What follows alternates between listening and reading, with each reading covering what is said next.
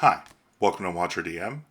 I'm Gabriel. Today I'm going to show you the flip through and review of a Mothership module I recently ran called VR Dead. This came to me recommended from Waco Matrixo, whom you should go check out. Amazing artist and Mothership creator. But I made an adventure a while back called Cave of the Slumbering Crawlers. I told Waco about it on stream. And he was like, "Oh, that sounds a lot like this VR Dead." And I was like, "Okay, well, I got to check out VR Dead then." So I went and I got it, and Mothership sent it to me. Thanks, Sean, for every time I buy something, you send me a nice little email that's like, "It's lovely having a repeat customer. It's so nice." I got this in the mail, and I couldn't put it down. I read it all the way through, super fast. Beautiful artwork. I love the construction. I personally am not a huge fan of this artificially distressed look, but I know that it works, so, keep doing y'all. I think that's fine. But I could have done without it. I think it's great artwork with either way. It starts off with, so first I guess Daniel Hallinan is the writer and designer. Proofreading was provided by Jarrett Crater. Illustrations by Mackle, Neetols, Ben Geldenhuys. I'm probably butchering that. I'm sorry. And Manos Laguavardos. Sorry if I messed up your names. I really like your art. I think it's beautiful. Keep it coming. I love this little kind of advertisement on the inside here. This in-world advertisement for Mergen's watch, which is the location that the party is going to be in. The breakdown page illuminates kind of how this thing is set up. So obviously spoilers for all these. I guess I should probably be saying like, hey, spoilers for these adventures before I start recording. But yeah, there's spoilers for this adventure, VR Dead. This place is a deep space astronomy research station that orbits a gas giant Phalak, notable for utilizing and pioneering VR technologies to capture distant phenomenon within a VR environment. So that's the setup. Is this place is a VR kind of science research facility. The way I pitched that to my players was kind of like just saying, yeah, remember Star Trek, how they had the astronometrics lab that like had, this kind of big like projection 3D exploration environment in it. It's like that, but in VR. And they all kind of clicked with that. The players were space truckers, or at least one of them was a space trucker. So we used the delivering supplies rationale for being there. And this gives you a clear indication of how they can survive and how they can negate threats. And don't forget your content warnings. Also, the whole thing runs on a 6-hour clock. So, keep track of time. It's a little tricky with this adventure, but keep track of time. They got a ghost. This is the dispersion of a data ghost, I think, is what's being represented here. And then, yeah, the timeline of events, starting with 9 weeks ago, all the way to the current kind of week, where the party is brought to the ship. The simulation, so this talks about the setup for the simulation. So basically the whole adventure happens where the party starts off inside of a simulation that is an exact replica of the station, headed up by this completely digital character, Luke. So he is the captain of the station inside the simulation. Is actually a extraterrestrial kind of emergent person within a digital context, which is really interesting. Like, understanding that this has happened and what this is, I feel like if there's a solve pillar of Mothership, I don't know how anybody would solve this one, because it's pretty out there, but it is really cool.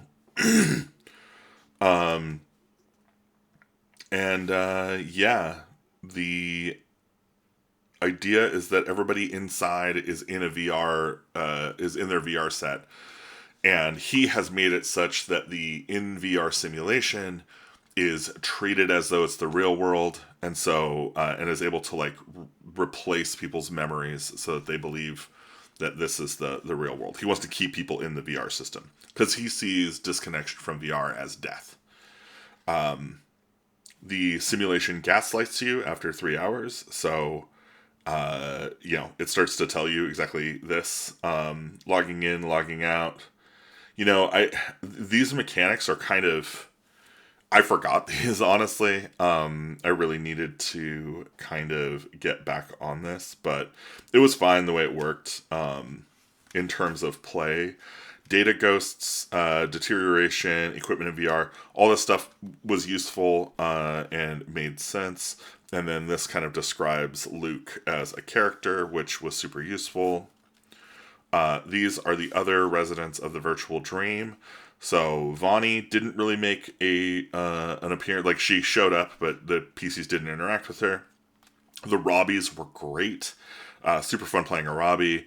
Emma was fun to play, and then Paul only showed up briefly inside of VR. In reality, there is Clay. This is a human who I guess shows up as a data ghost within the... in fact, he's kind of like the data ghost that the PCs are tasked with finding at the kind of beginning of the adventure.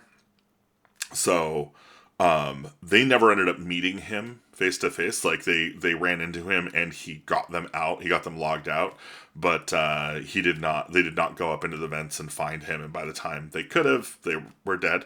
By the way, this ended in a TPK.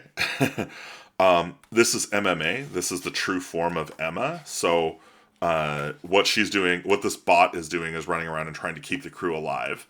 And to do that, she's feeding them from IV bags that are full of nutrition that has been recaptured from dead people. So there's a cannibalism thing going on here that is kind of really weird.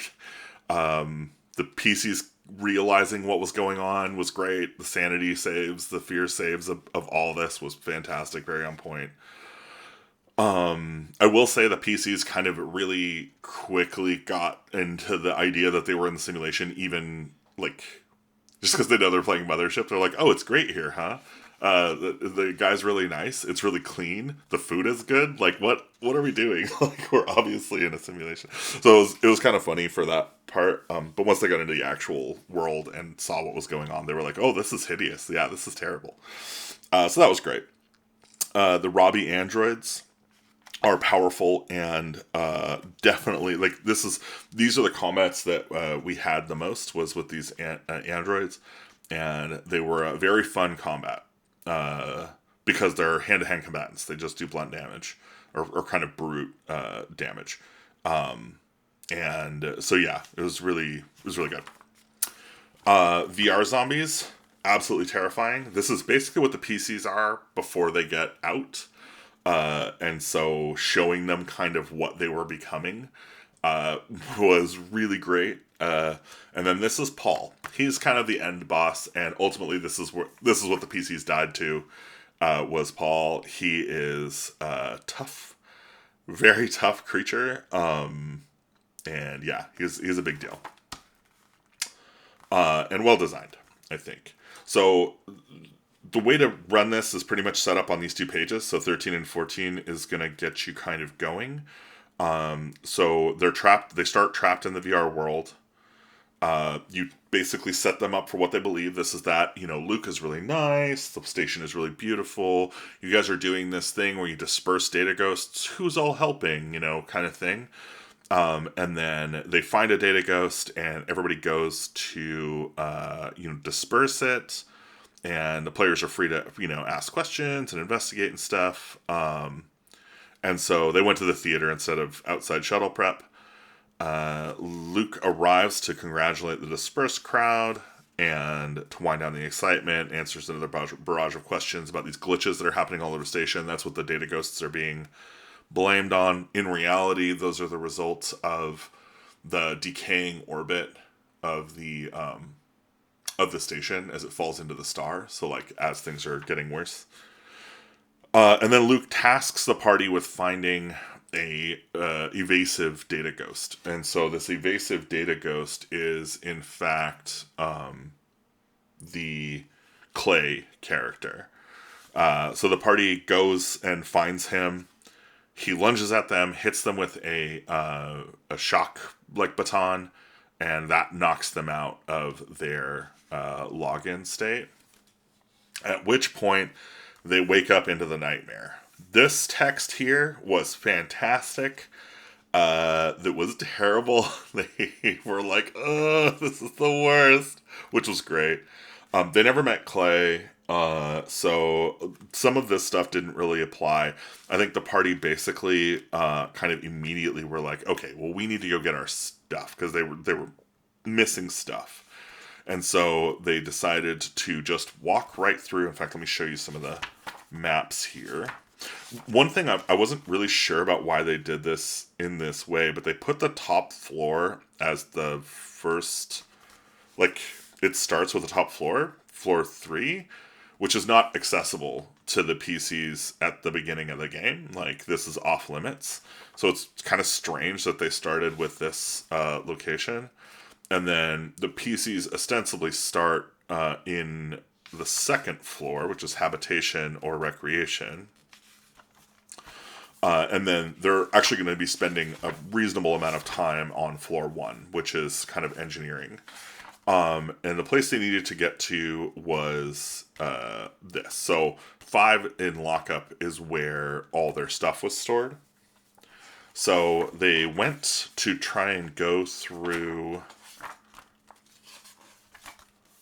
room 6 on habitation. So they were in the captain's quarters in like with Luke basically for a moment, and then they left and they went through like this was all before. Yeah, I'm sorry. So he set them up to go do this exploration. They went and checked with security to get information about the previous glitches and data ghost sightings. And then they came back up, and this is where they end up finding the data ghost and getting zotted. Once they were in the real world, they went back through 6, the mess, to get to security again. Now, what I didn't realize, and this map is a little weird, is like this this elevator here goes to this elevator here. So it's clear if you think about it, but it was a little tricky for me to understand. So they come into the storage room. There's a VR ghoul, like a VR zombie that's like trapped under some stuff. He attacks them. They found a bunch of stuff in here. They were able to cut through this door. They fought the Robbies in here. What happened is, as soon as they cut through this door, it says Paul will come in like a couple of minutes. And so once they did that, they were on a timer. They fought these Robbies and destroyed them, and then cut their way into the lockup. But when they got to lockup and went to go unload their stuff, I think they had rolled a critical fail on getting through the door, which I took to play out as the door eventually opens. It takes them a long time. It makes a lot of noise. But Paul at this point has calmed down and is on his way. You can hear him out here in storage. And so by the time they got into the locker, they basically had a round to kind of get their stuff together before Paul showed up. Paul is this huge robot, so he's standing in the security office, and the party tries to, like, attack him. And, you know, they didn't do nothing. Like, there was some damage was dealt. But realistically, one of my players threw a frag grenade at him and botched the roll. And so Paul just knocked the grenade back into the room. It exploded. Everybody failed their saves. They all rolled because they took wounds. He rolled like 23 damage or something. They all took wounds. They rolled their wounds for explosions. They all universally got like the death save one. So all of them rolled death saves. Everyone died except for one person who was comatose. And I was like, yeah, you wake up in VR, basically watching the whole world kind of melt into pixels as the station disintegrates into the sun. So that's how our adventure ended. There's a lot more stuff here that you could, really do. I think there's plenty of adventure to be had on this station, but I will say the setup definitely, I think, predisposes PCs to go find their stuff. They're going to go find their stuff, and that is almost the most deadly thing you can do, because it guarantees that you're going to run into Paul early, and Paul is very much the end boss of this adventure. So yeah, I really like the map design. I like the way that this is structured. So the VR reality, like, you're gonna have these little pink blocks that tell you what things are like within the VR system. It's got area notes, nice and well organized. Your encounters are here. Real world notes is useful, and then yeah, there's honestly, there's a lot to love in this adventure. I think there's just a ton of fun stuff. It's extremely creepy. That everybody who ate the sandwiches was like, "Oh yeah, you ate." People, like, it was gross. It was definitely had all the characteristics of a really terrifying Mothership adventure in it, and it ended in a TPK, which, for one shots, can you really go wrong? We did get about 2 to 2.5 hours of play out of it, which is, great. That's what I try to go for. And yeah, that's my review of VR Dead. If you want a fun thing to read, absolutely pick this up. Great for a one-shot. And I think I really enjoy running this for new players to kind of set the tone for how Mothership can kind of go. I'd probably try running this for new players. If you enjoyed this video, I hope you will like and subscribe. Also, you can check out my other flip through and review content. We also do a bunch of tutorial stuff. Or if you want to support WatcherDM, you can go to watcherdm.com or go to our Patreon at patreon.com/watcherdm, where we provide some unique, bespoke content for our patrons. That's all I've got today. Thanks for playing.